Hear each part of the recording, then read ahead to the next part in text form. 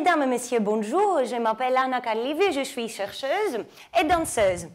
Alors, au lieu d'aller à la fois dans l'espace de la littérature et de la danse pour analyser à la fois le texte littéraire et la chorégraphie, j'ai eu une idée de me positionner au centre, à la limite qui les réunit au lieu de les séparer, et puis de faire approcher les deux savoirs vers moi. Alors, j'ai rencontré deux difficultés. C'est où une limite? Ça peut être ici, ça peut être ici, ça peut être ici ou là-bas. Alors, j'ai décidé de devenir moi-même la limite, comme ma robe montre aujourd'hui, et de rapprocher les deux vers moi pour les analyser sur des dénominateurs communs. Mais lesquels? Je les ai réunis alors sous le concept de la création, c'est-à-dire je considérais les textes littéraires et la chorégraphie en tant qu'œuvre d'art, en utilisant la matière comme symbole, c'est-à-dire les mots du texte et les mouvements dansants comme intermédiaires qui véhiculent un message au lecteur ou au spectateur, et en travaillant sur le même sujet de recherche, c'est-à-dire le mythe de Médée comme texte et comme chorégraphie. Je rêve alors créer un outil de travail pour explorer un nouvel espace et temps qui se situe entre le texte et la danse, c'est-à-dire dans la limite qui les réunit. Cet outil doit travailler comme intermédiaire entre les créateurs et le monde, en utilisant les mouvements dansants et les mots comme symbole de deux langages différents. Ça paraît peut-être compliqué, et le voilà.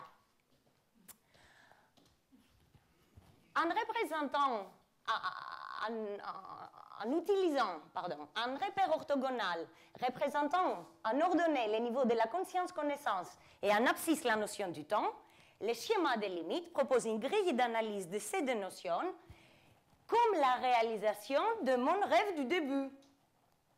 Comment ça marche, ce schéma? Ici, on voit l'histoire du mythe de Médée. On commence par la tradition orale à travers quelques points marqueurs du mythe qui fonctionnent comme une sorte de narration. Alors, en passant par la position centrale, où Euripide, le créateur de Médée, propose à la fin de la tragédie l'infanticide, Médée commence son histoire, son voyage dans les temps, arrivant jusqu'à nos jours à travers sa représentation artistique ou littéraire. En élargissant alors les limites, ce schéma me montre un bout de notre histoire. Je focalise alors à la position centrale dans la tragédie. J'ai élargi la limite du rêve et je repositionne le schéma. Chaque couleur identifie un personnage. Et puis les boules montrent la position du personnage à l'instant où il prononce la phrase clé indiquée à côté. Par exemple, on prend le rose, la nourrice se met dans un haut niveau de la lucidité puisqu'elle dit le mal n'est qu'à son début. Alors, dès le début, elle sait que les choses vont se passer mal à la fin. Quand les enfants sont dans un niveau très bas d'aveuglement, puisqu'ils sont inconscients du malheur de leur mère. Alors, si nous réunissons les boules, on crée un trajet individuel du personnage qui nous permet de manière très vite de contrôler où il se trouve pendant le déroulement de la tragédie. Par exemple, Médée commence plus ou moins lucide, pas de problème si elle va tuer, et puis elle tue, elle continue d'être lucide. Pas de quoi. De la même manière, on travaille pour la chorégraphie de pré-jokage.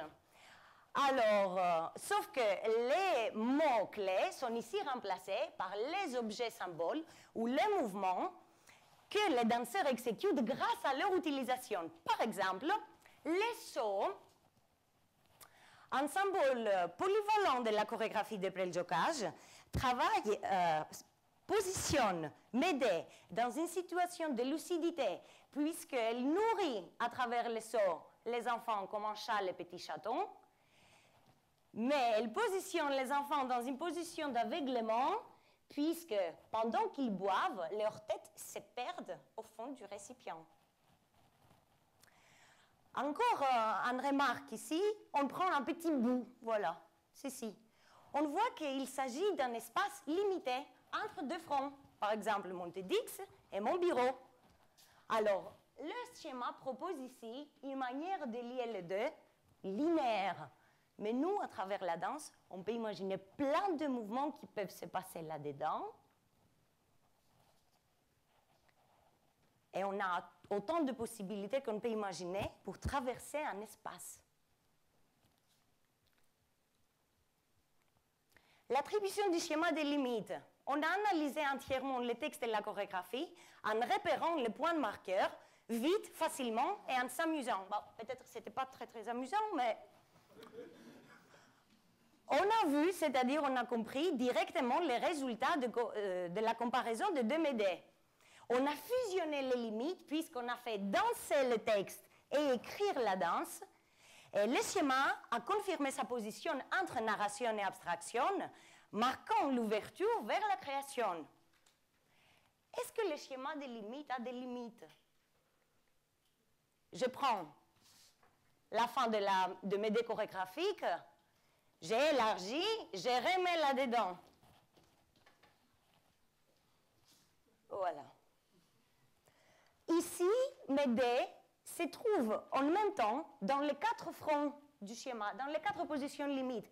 Et il exécute alors un mouvement passe-partout qui met mon schéma en situation d'urgence. Et on peut le comparer avec les ordinateurs qui bloquent quand on leur demande de faire plein de choses en même temps. Alors, en arrivant dans ces limites, mon schéma ne peut plus fonctionner et il se détruit comme symbole de mes dés.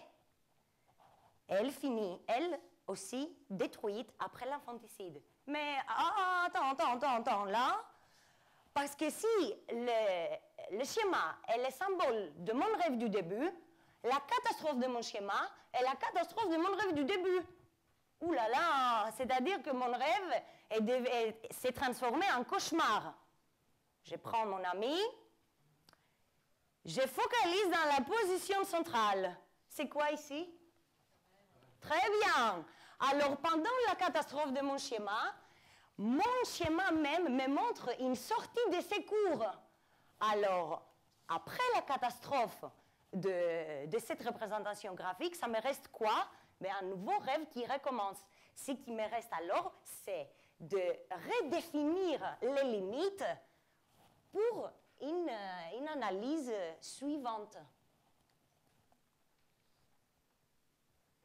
Voilà. La position qu'on doit déterminer par la suite. Et ici, je rêve. Je rêve. Alors, on a pu...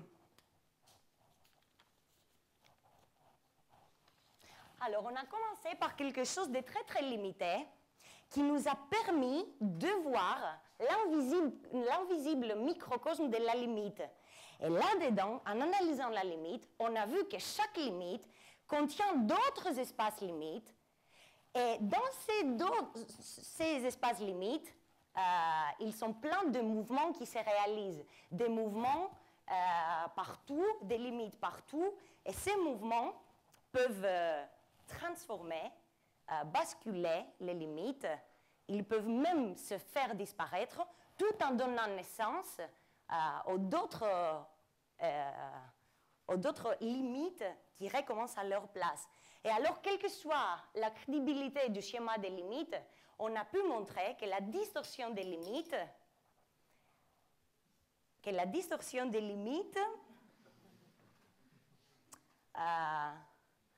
confirme en tout cas que les rêves, l'homme, la science, l'art, la littérature ont des limites illimitées.